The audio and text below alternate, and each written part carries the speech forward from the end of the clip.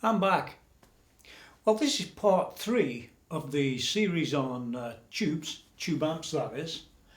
And in this particular video, we're going to be reviewing the Boss WAZA TAE. It's a tube amp expander. Now you might know that the likes of amps like this, the JTM 45 or even the 1959 hand-wired amp that's been featured so far in the series, are very, very loud. It's an understatement. So along came Roland Boss and they made this device that can attenuate the output signal.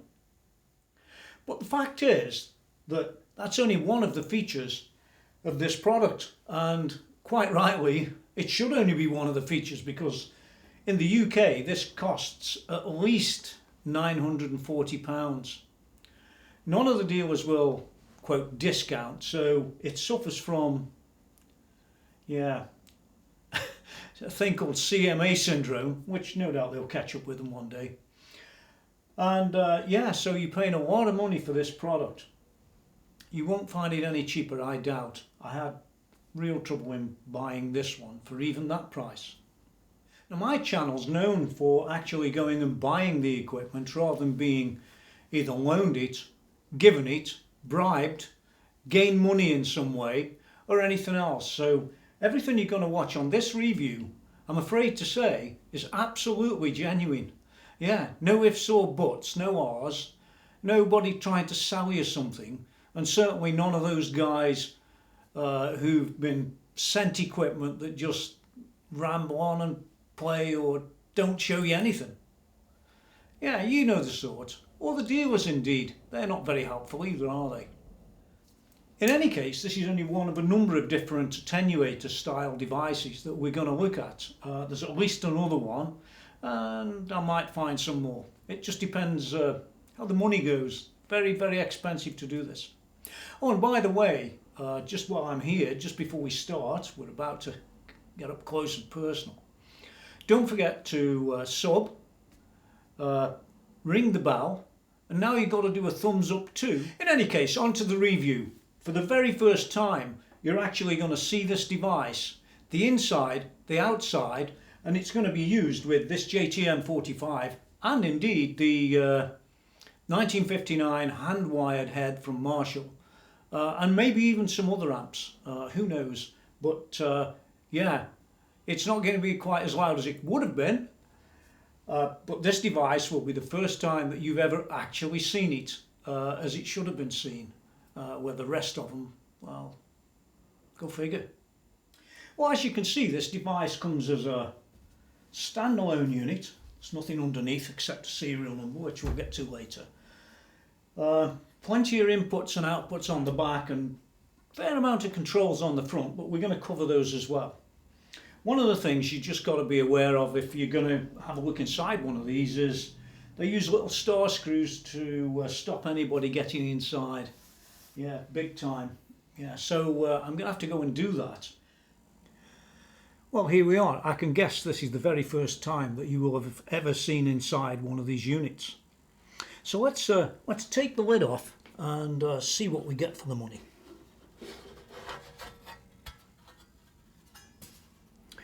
Okay, well, do bear in mind that Roland and Boss aren't about to tell me anything about this product. They're like that. So I'm on my own on this one, and don't worry if I get a few things wrong. Well, I've got more right than I've got wrong, and nobody else bothered to show you, did they? Well, taking a look inside this, you can see right off, it's very much Roland Boss. There's no question to that. The quality's excellent. It's even, in my mind, reminiscent of some of the, like the WAZA TAE amplifier that I reviewed, the 150 watt unit that doesn't have tubes. Yeah, it's a bit like that. Very, very well made, highest quality components. There's no doubt in my mind about that. You've got heat sinks that actually matter. Oh, look, I'll play a tune. Yeah, now as to what exactly everything is, well, that's another story. But I could guess that all around this top bit here, you've got line outs and things like that. And what's that one there? From tube amp. So that's where it's all coming in.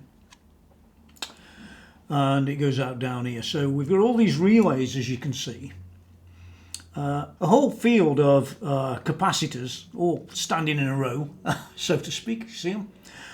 And good quality they are as well. They're typically 200 volts, 68 microfarads typically. Oh, some other ones, those are 56 over there. And what else stands out is immediately this thing here. And you've got a fan down the end. I'll probably put pictures up as we go about this stuff. So you've got this fan down the end, and then you've got this big heat sink. I can only assume about that's where it's going to unload the... it's either one of two things actually. It's either unloading the power from your amp as it comes in at 100 watts. Or secondly, this unit has a 100 watts output amp, and that could be the heat shield for the output amplifier. I can't be sure which one it is, and I'm not going to pull it apart any further at all. I just wanted you to take a good look inside. Over this side, we've got a whopping great transformer, which again is so much like the one in the WAZA amplifier. It's unreal. But what's worth noting about that, once again, that is a 230, well, it says there 225 to 240 volt transformer. So you're not going to be able to use this at, with any conversion to 110 volts or something like that. It's simply not going to happen on this product. And I'm not surprised that that's the way they've actually designed it to be. They seem somehow really fixed on not allowing you to move this around the world, so you can buy it cheaper elsewhere. That's the thing. And that's probably why they do that. It won't be for saving any weight, make no mistake of that. And it won't be for saving any money either, because factually, a transformer that's multi-bound for different voltages is not that different in price than one like this. A lot of people do that, a lot of manufacturers. And in my opinion, that restricts the market. Anyway, looking back at this, there is another board down under here, which there's no way we're going to get to it. I'd have to strip all this out, and I'm not going to do that. That's not the objective of the review, really. But what I can tell you is this unit does have various effects in it, like reverb, delay, that sort of thing. And looking at that board underneath, you probably get a quick shot or two of what I've been able to see. It looks exceedingly like one of the Roland effects pedals that's been sort of incorporated underneath, if you get me. So overall, a very nice product. I could start stripping all this out, but I don't really want to. Yeah, it's more trouble than what it's worth. So that's either taking the load off the incoming, or it's doing the cooling for the outgoing off the power amp that's in here. Personally, I'd probably guess. It could be for both, of course. Yeah, I'm not going guess. So there it is. That's what it's like inside. You've also got some whopping great strange things down there. I don't know what I can even see them, but I've got a picture on screen right now of them. They look a little bit weird, almost like batteries, but maybe not. In any case, doesn't really matter. Now you've seen inside one, I'm sure you'd agree that the quality of this thing is excellent. By the way, this was made in Malaysia, not in Taiwan. They used to make a lot of stuff in Taiwan at one time, did Roland Boss. Seems it's moving to Malaysia. This is not the first unit I've seen made in Malaysia these days. And I know there's a drive with Far Eastern manufacturers to move the production seemingly away from China or away from Korea. And this one is a good example. There it is, made in Malaysia on the board. Yeah, what more can I say? I'm going to put the lid back on, and then we'll go and have a look at the front and back and discuss some other things. Well, we'll discuss everything about it, actually. Well, there you go. A very interesting product indeed. Very, very well made. It has a load of features. We're going to have a look at the front and the back in a moment. Let's just talk about, for a few seconds, about inside. You can see the quality is absolutely incredible. And as I said, made in Malaysia. You've got the big heatsink across the front. And that heatsink could be for either thing. I did notice, though, some transistors screwed to the underneath of the heatsink. Now, they could be transistors, or they could be like sensors for checking the heat and whether the thing gets too hot and whether it shuts down and things like that. So, because I've got no information, obviously it's a little bit sparse on what I can say.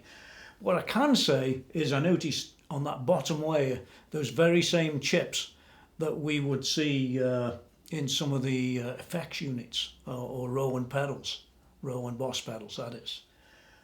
So it's clearly been designed along the same sort of stuff in the bottom, and in the top that all relates to relays and power. So it's almost like the top half has looks after all the input and the output of power, and the bottom half looks after the effects. And strangely enough, when we get down and look down here, we can see there's a reverb down here, and there's a level of this and a thing of that, and so on and so forth. By the way, I don't know whether I did mention it, but it does come with ears to mount in a rack, so you could put this into a rack should you want to, and that's also a useful feature for anybody on the road. And you might well be on the road if you're using one of these, particularly with the big, the big amps like the Marshall stuff. Yeah, the older designs. Yeah, can't really criticise it for that. Yeah, really well made. Okay, well, let's take a good look around the back of the unit, and pretty powerful unit, this one. Looks so well made. We'll start here. This is the AC input. You know what that is. Put your mains in there, and don't forget that it's not switchable between voltages, so if you buy a 240 volt one, you've got a 240 volt one. Moving along to here, this is the speaker out A and B. So you've got two sections. You can connect out A and B in parallel, which is what they are. If you connect both A and B together, the total impedance of this is 4 ohms. So yeah, or higher, of course. It's less critical on anything that's got a sort of transistor drive, which scarily this has. Yeah, for example, if you put an 8-ohm speaker in there and you connect it to each one, the total impedance then would be 4 ohms. Yeah, did you get that? Yeah, I hope you do. If you don't need to connect a speaker, it's not a problem. You just don't connect a speaker.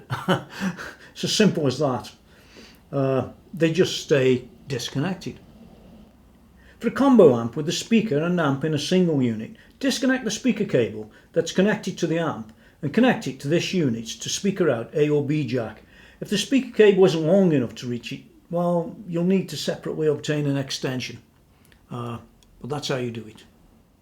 Now, looking at this bit here, this is where you connect your tube amp speaker out. So it comes out of the speakers on the amp and into that socket there, right there, right? You can basically put an amp into this up to 150 watts, by the way, which is pretty high. So even with a 100 watt Marshall, the 1959 hand wired that we're going to plug into there, we're perfectly safe all the way up to 150 watts, and they stop at 100 typically. So on multiple outputs from your tube amp, what you do is connect just the one to this. That's the easy answer. There it is. We've got 4 ohms, 8 ohms or 16 ohms. We've got 50 watt, 10 watt and 100 watt. So you'd push it to 100 watt. For the 100 watt, that sounds like a plan. And 16 ohms, which is my 1959. Yeah, all good. Now think about this little switch here. What do you do if you've got a 20 watt amp? Well, my advice would always be to set it to the next highest one. So you wouldn't set it to 10, that wouldn't make sense, would it? You set it to 50. And what Roland Boss TAE is just check the sort of green light on the front, see if it over drives the unit. And if it does, move it up to the next one. That's common sense. I'll cover this while we're here. You've got a phone socket there, so you can put your earphones in. And don't forget, you don't have to connect any speakers, because that's what it said. Okay, well, let's now take a look at the line out sections. This is a mono out going to the front of house mixer, you know, at a gig. And your level doesn't affect that. The line out knob has no effect on its output level. Now this next pair, we'll call it a pair because we've got a left and right. This can go to your recording console, which is all nice. Exactly what I'm looking for. You've also got a ground lift, normal or lifted, in case you get any problems with, you know, noise. Now you normally leave this in normal rather than lift. Only if you're getting the problems of hum from you know, ground whips and things like that, would you flip that. So I tend to leave it there myself. Now in their infinite wisdom, Roland Boss do actually supply an amp control quarter jack or 6.3mm. Now this jack can be configured as either a latching type, a pulse type, or inverted. Well, in any case, it can only sort of switch, not multiple channels. You're not going to get multiple channel switching. You might get a channel switching. As far as I'm aware at this moment, that's all you're going to get on that. Now if you've actually got one of the foot controllers, a GAFC, which is the same one that was supplied with the WAZA TAE 150 watt amp, same as a 75 watt, it's not supplied with this one. But if you've got one of them, well, you probably wouldn't use one of these, would you? So it looks like you're going to have to buy one of those pedals, and the street price, the best I could see one, is about £80 or $100. Yeah, not cheap. Yeah, what more can I say? And on this other one here, for this FX loop, you can connect an FS6, an FS7 or FS5L, and you can use it to turn on the external effects loop. Yeah, just on or off. So there is a loop, and we'll get to that. It's one of the main advantages of this unit. You can add an effects loop to a guitar amp that doesn't have one. Another thing though I do like to see is this MIDI. You've got an in and a through and an out, or out. It's either, I guess. Yeah, very useful. Could be very useful for a lot of things on this. It does sort of allow your amplifier to have some form of MIDI control, although it's not actually on the amp itself. We've also got a USB here, so we can pull data off to the PC or Apple, I guess. That's what you've got. Never mind. Yeah, so could be useful. You can exchange audio and MIDI over that. MIDI? Yeah, you can exchange audio and MIDI over that connector, so pretty useful. Okay, well, oh look, an FX loop. We've got a send and a return. We've got a ground lift, normal lift, same thing as, same score as it was up there. And even on this side we've got a ground lift too, so it's all well catered for in that respect. We've got a -10 or a +4 Pro connection, output level, which is pretty useful actually. And the loop itself can be in series or parallel. I wouldn't tend to want to stay in parallel, but you might. At the moment it's on parallel, but it's switchable, so that's all good. And one of the things is, this loop won't be in operation when you've got the front bypass turned off on the switches, so bear that in mind. Well, that's nearly it for round the back, believe it or not, but I did want to draw your attention to the CE approvals, the WE compliance and the Roche no lead. Yeah, and this Canadian thing. Yeah, so it's all compliant, as Roland gear always is, and there are other indicators that should be on the equipment, such as the address and things like that, for you to look at, if you really care. A lot of people don't, but with a piece of gear like this, it needs to be safe, doesn't it? Okay, so let's go around the front. Well, before we get going much further, I could talk about things like impedance setting. That impedance round the back, you should really be making sure it's the same impedance as the output of your amp. If it isn't, you'll have a mismatch, and you can have a lot of problems with that, especially introducing this product here inside to the loop, if you get me. So I'd be careful about that. There's another thing about this as well. Down this way, it's got a little fan on the side. I might put a little picture up there. Actually, it's quite a big fan. Now on my JTM 45, which is 30 watts, I never actually made the fan turn on when I was testing. But with the 100 watt, I'm pretty confident it's going to be stonking. Yeah, so do bear that in mind if you use this thing in a studio, because you're going to be probably hearing the fan if you're very hypercritical. Some guys aren't. Could add to the the ambience. But if this thing's got overheat protection, what that's all about is if its internal temperature rises too far, the overheat protection will kick in, power indicator blinks yellow, and this unit's output volume gets reduced by quite a lot. If the overheat protection is operated, you should lower the unit speaker out volume and the tube amps volume. Make sure the cooling vents aren't obstructed. Well, you'd know about it, make no mistake. When the temperature falls again, you'll find then that it will return to normal operation, so to speak. Yeah. Now, if this fan stops altogether, this one round the side here, the unit will actually stop altogether. It'll have no output. So it's important that you keep that area clear around there. Well, okay, round the front, we've got this reactive load area. Now, there's a lot of these attenuation type of products coming out that have got this reactive load thing, but this has got more than just a reactive load. It'd be a bit expensive if it was just a reactive load, in my opinion. It is expensive. What am I talking about?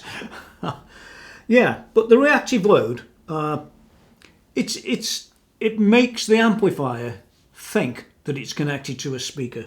And as far as the amplifier is concerned, it would actually look like a speaker if it could see it. In order to obtain the optimal sound from a variety of tube amps, the unit will let you adjust the impedance of the reactive load. Well, yeah, it all sounds good.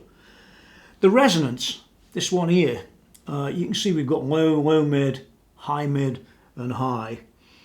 Well, that specifies the impedance response of the low frequencies, this one. And this presence Z, there it is, that specifies the impedance response of the high frequencies. Well, it would, wouldn't it? Low and high works, yeah. And on the top of the unit, you've got a little table that specifies or indicates what different speakers would be an equivalent of. Actually, it should be high, mid and high. So you can see I dropped that back to low mid when I was last using the thing. The indicator on the top tells me that's for a sort of 4x10 type of super combo. But in reality, with my 4x12, that sounded good. In any case, there's also a section in the end of the manual that lists out all the cabs and things like that. So you've got a good idea of what you're doing. Yeah, you'd want to be doing that, wouldn't you? And this here, this is the speaker out. This is like the volume and effects. Like, yeah, it's almost like a master volume, really. Yeah. Now moving along a bit to these buttons, we've got an FX loop and it's either on or off. It's very simple. Next thing along is the effects. Now this is the effects button, And that'll simultaneously turn on or off both the compressor and the delay that are built into the unit. So compressor and delay. Next button's a solo EQ button. See? Now that turns the equalizer on and off by raising the equalizer's volume setting. You can use this as a solo button. Well, you could. The equalizer's volume can be specified by using the dedicated software, which we're going to have a look at in a while. And this amp control, well, we talked about that, switches the tube amp channel, but it's only going to switch one channel, I'm afraid, not 2 or 3 or 4 of them. Yeah, what a pity. Now here's the input signal light, and whenever there's a signal, this is usually on green, if I remember right. Let's hope it is green. Doesn't really matter, but it's on a colour. And you can overload it. I think it goes to yellow or red. Doesn't really matter. You'll probably see it later when we're in the studio with it. And of course along the end we've got the power LED. I'll come back to the switch in a moment. Now I did talk about the speaker out level. So let's move along to the rig. This has got, I think there's 10 of them there, isn't there? Yeah, 10 different rigs that you can set up basically. What they are is like, think of them as almost like presets. Yeah, that's how I put them in my mind. So this records rig 1 to 10 that have been saved inside the unit. And using this little button down here, that's where you'd write to whatever you're set up to. So if we went to there, fiddled around, set everything up with the software and the rest of it, we could hold that for 2 seconds and it would write out to that particular memory. Next along is the reverb control, the amount of depth that you'd want to get from the reverb, the internal reverb that is. Now this line out here, this is just the volume to the left and right outputs. The ones that are in sort of, I'll call it stereo because they're left and right, but whether it's actually stereo is another story. I suppose the effects are. And we've got another adjuster here for your headphone level, which is quite nice. Easy to get at. Lastly, we've got the power switch, and I wanted to talk a little bit about that. First of all, if the thing overheats, this blue LED that's on here will go either amber or red. It changes colour. Well, more importantly than any of that, I wanted to talk about this switch. Now, when you're setting your amp up, when you've got it all plugged in and connected, this must be turned on first before your amplifier, before your tube amplifier. And the tube amp must be turned off first before you turn this off. Okay? So this is always the first on and the last off. Now you need to remember that, because if you go flipping this off and you've got no output on your tube amp at 100 watts, it's going to fry. Bear that in mind, won't you? Now just coming back to that rig for a second or two, you know, with these particular rigs 1 to 10. These are the things that can be saved as a rig. The FX loop, whether it's on or off, the effects, the compressor and delay settings, which are in there, the solo or EQ settings, the amp control settings and the reverb settings. And we've already said how you can save them, all pretty simple.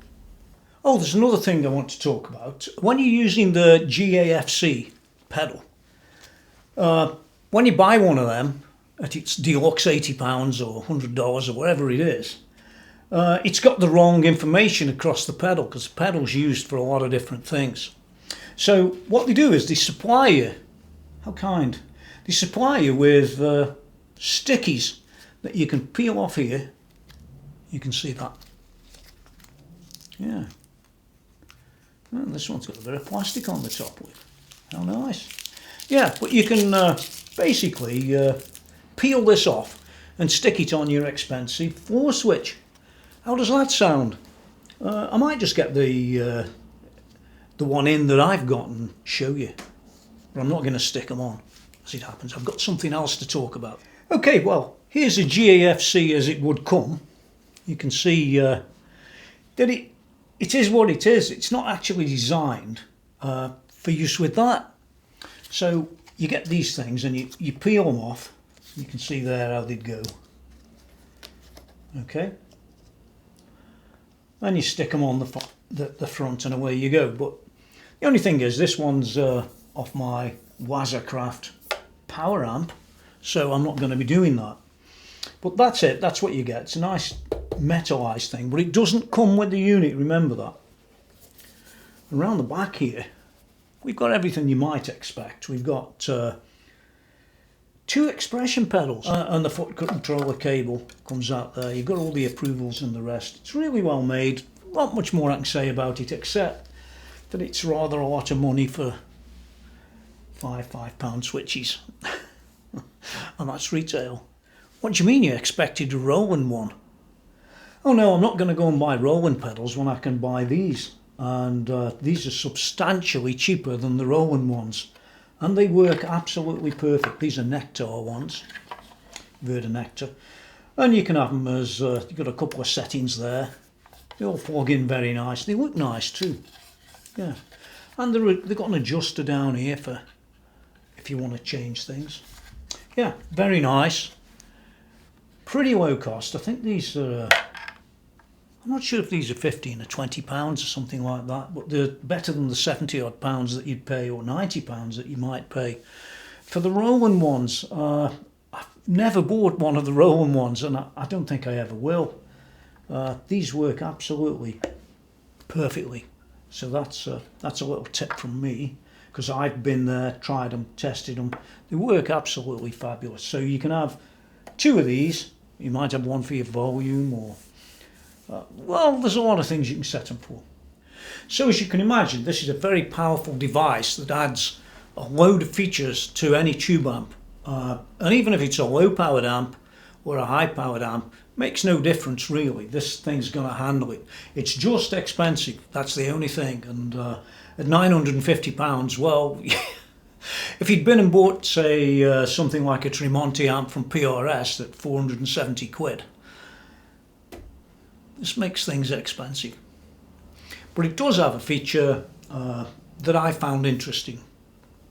Not that interesting, but it's in there, so I should mention it. And that is, if you take a 20 watt amp and you plug it in and you set it all up for 20 watts, well, you're actually able to crank it up to higher than 20 watts. Yeah, so you could get 50 watts out of it or 100 watts out of it by using this device. And if it didn't have any loop or anything like that, equally you're going to be in the same boat. You're going to now have a loop and it's got effects, and you can do various things with it, including the streaming of the audio or the data for the MIDI, including the reactive load and all the rest that you could add in there. On it goes. So as a device, it's actually quite good, if expensive. I keep saying that, but that's what it is. So what I'm going to do now is I'm going to get a laptop out and put the software on, and let's just take a look at what we can control and what we can't, and how easy or difficult that is to do. Because it is an important feature of this product that you could do that if you wanted to.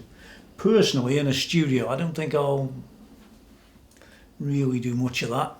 But it is a review, and I'll cover that now. Let me get the laptop out and see where we go. Okay, well, silly fool me.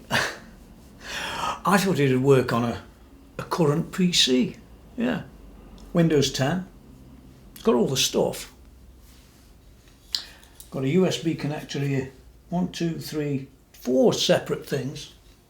Everything else seems to work fine. But the WAZA Craft tells me there's absolutely no driver installed.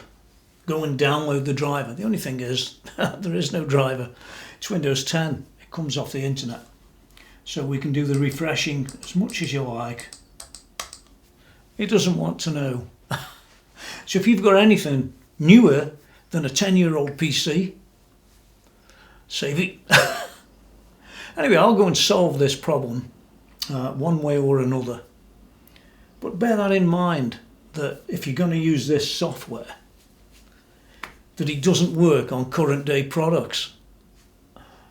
You see, these are the reasons why I do reviews.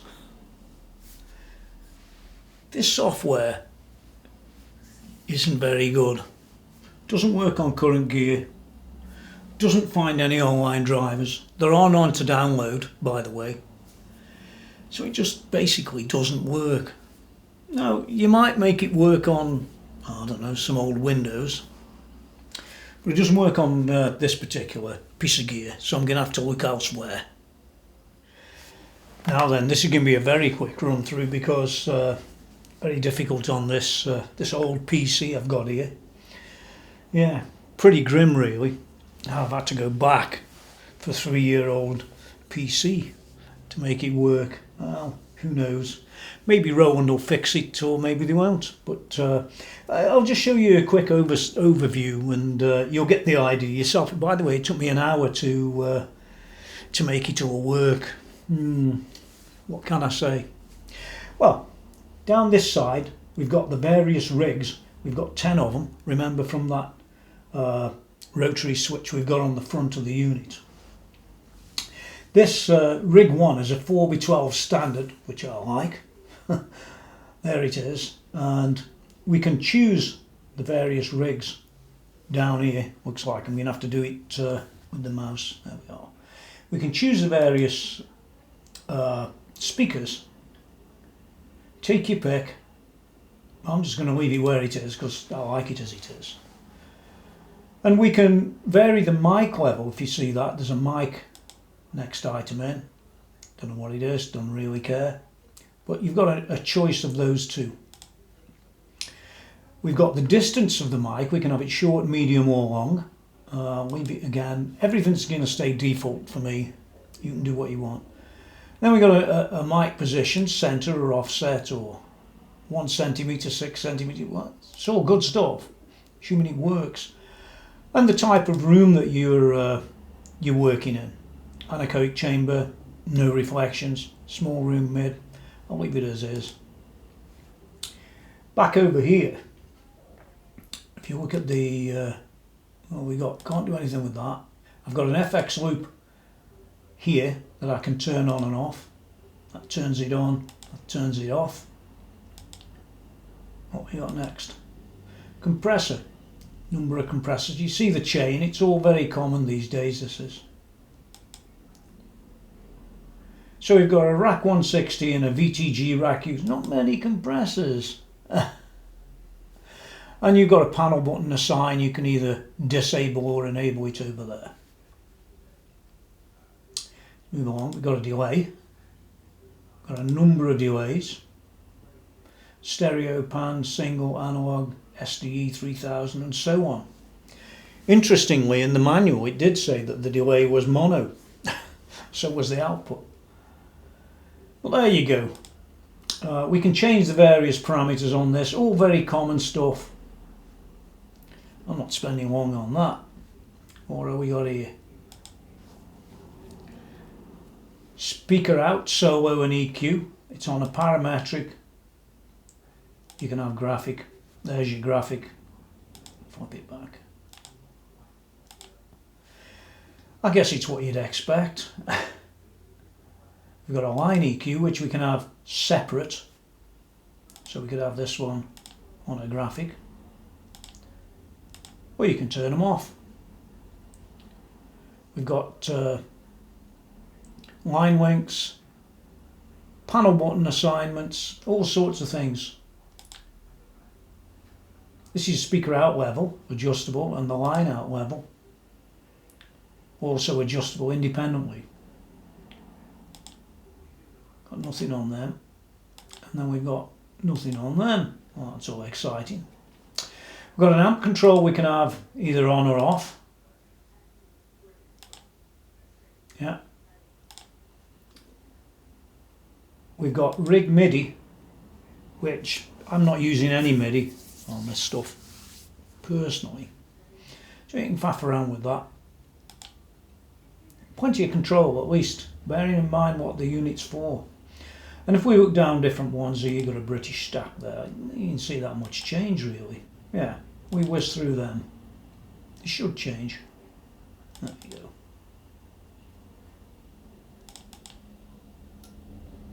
Yeah, you can see them moving. That's the thing. Well, from there we've got this thing called a librarian, and that uses a thing called live sets.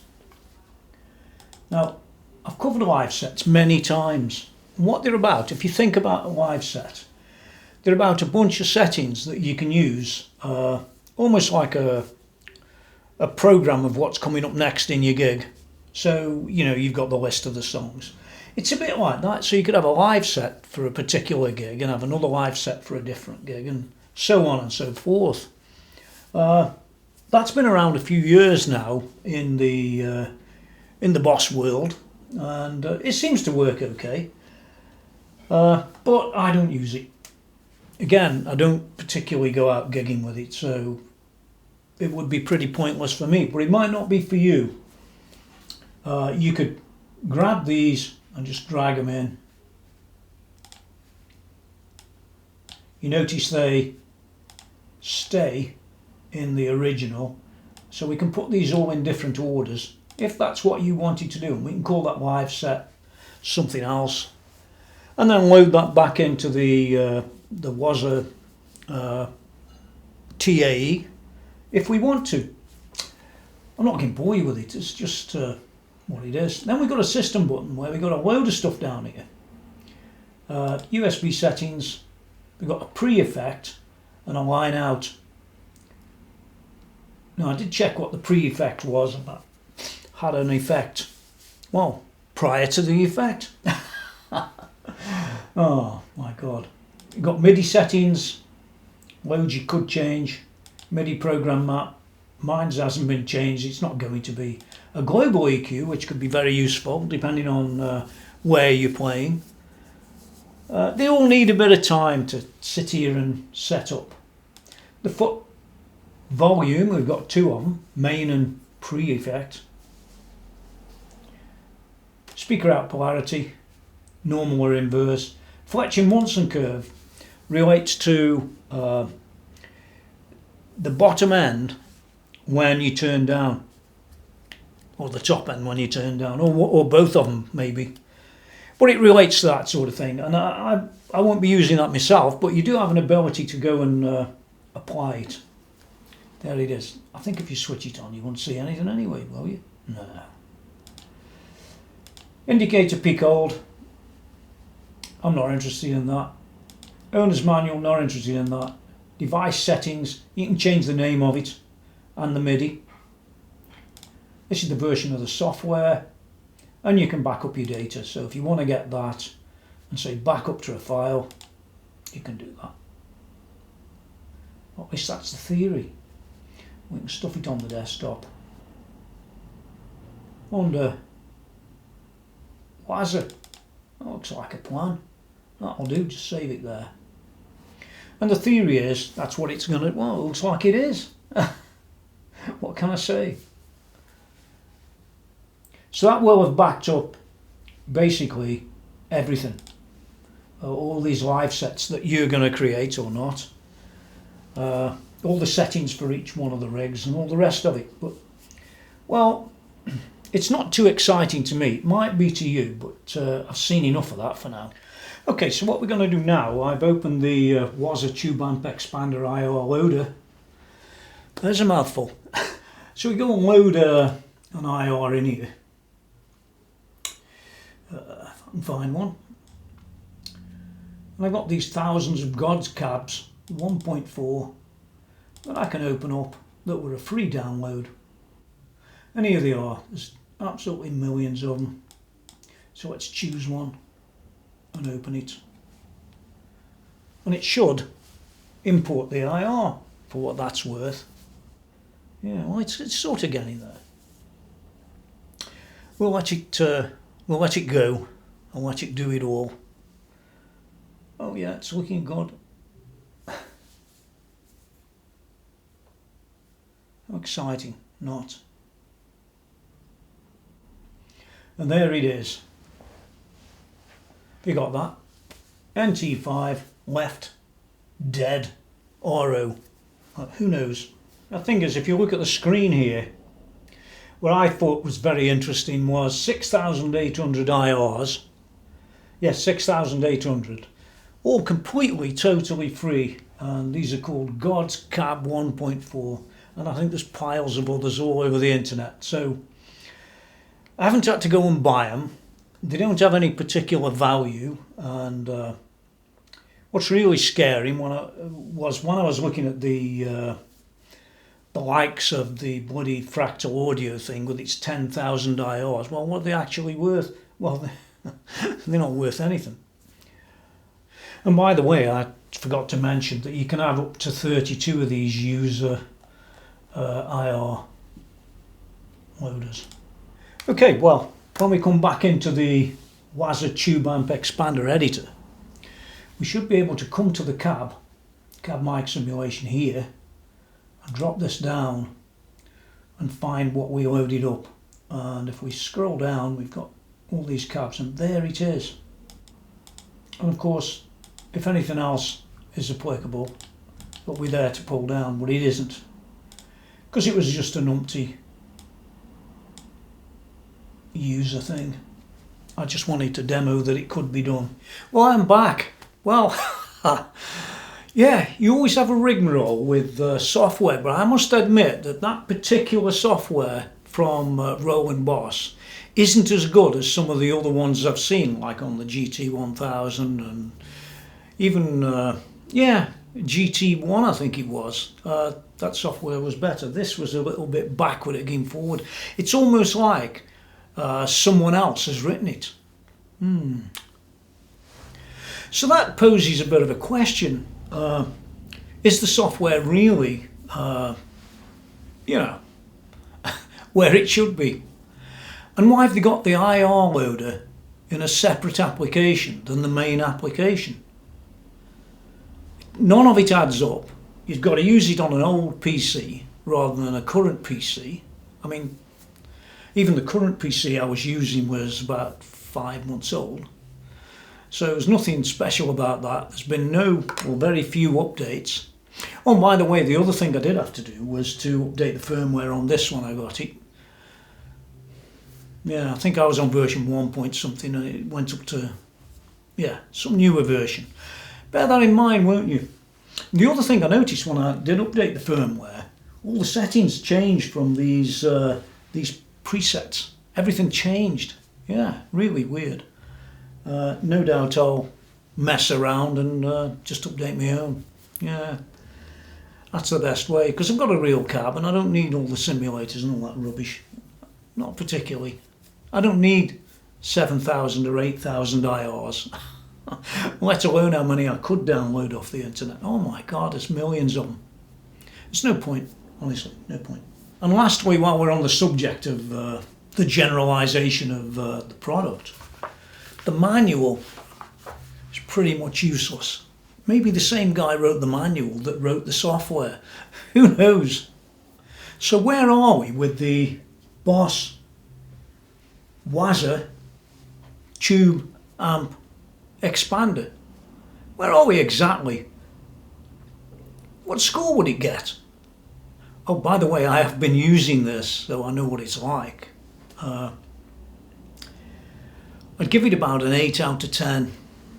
And I'm afraid that's the best it's going to get. And the reason it can get that is it's let down by that software. Now, I won't use the software particularly. You know, I'll set it up once and forget it. But there are lots of other people that might want to change things around and use those live sets and all the rest of it. And aren't you going to have fun? Unless Roland get their act together. They might, but there's no guarantee they will. And that's what's concerning. I mean, I've seen this sort of thing with other stuff. The WAZA amp, you know, the one that's the big one, the 150 watt thing. I reviewed it not long ago.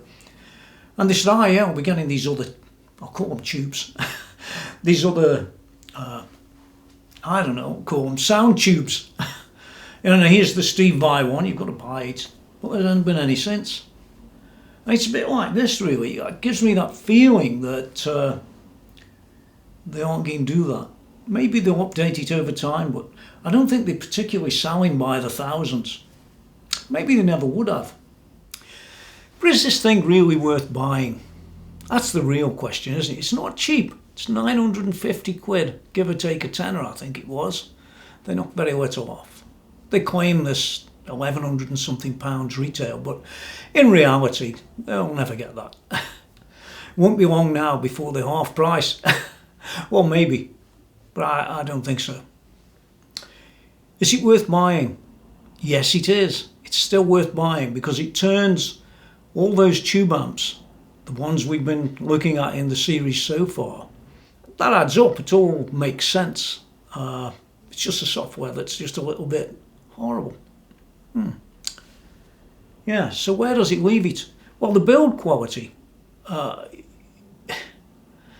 it's perfect. It's really exceptional. It's a bit like the WAZA amp, or the WAZA amp, call it what you will. That was perfect too. So the hardware's really, really good. The software on this one, I wouldn't call very good.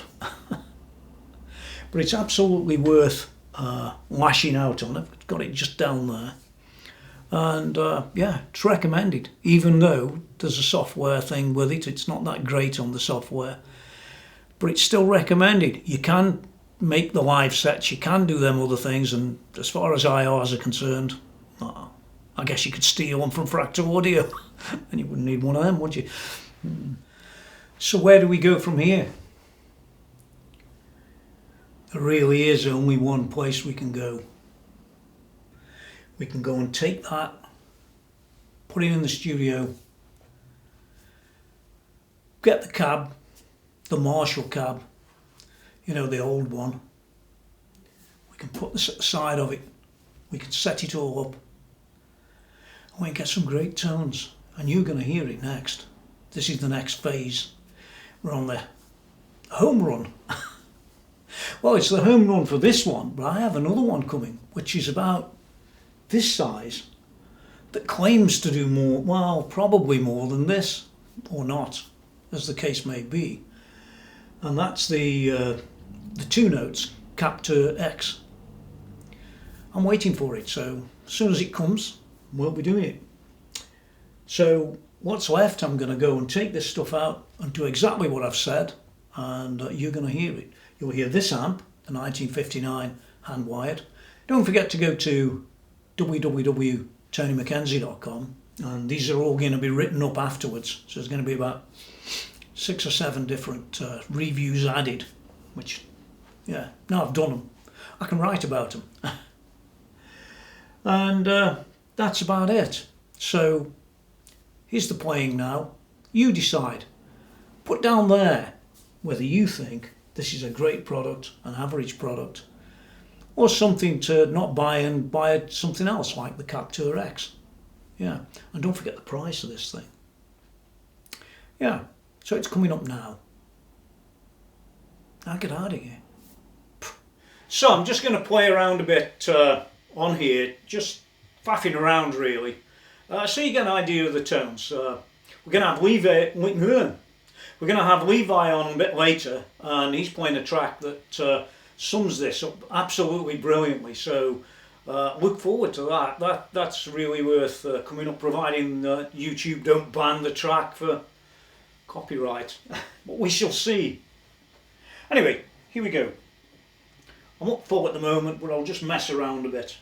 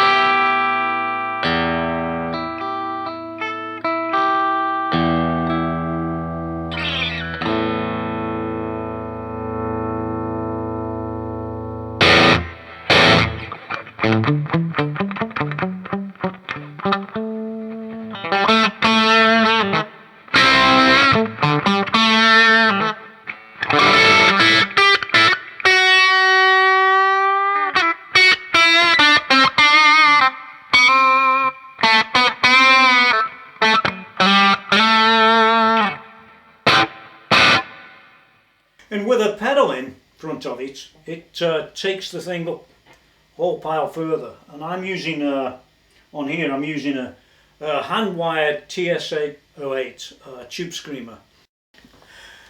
And of course, I don't think there could ever be any demonstration of the Marshall in this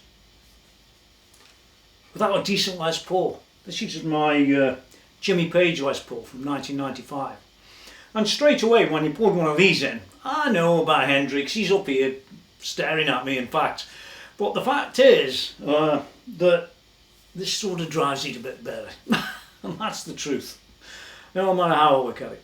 So let's have a few tones going on this just to see what it's like, and then you get a couple of tracks, one from me and one from Levi, based on the results. It should all be good. Well, it sounds good to me, I don't know.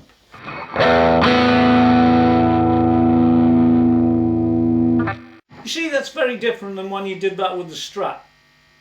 Yeah, just different.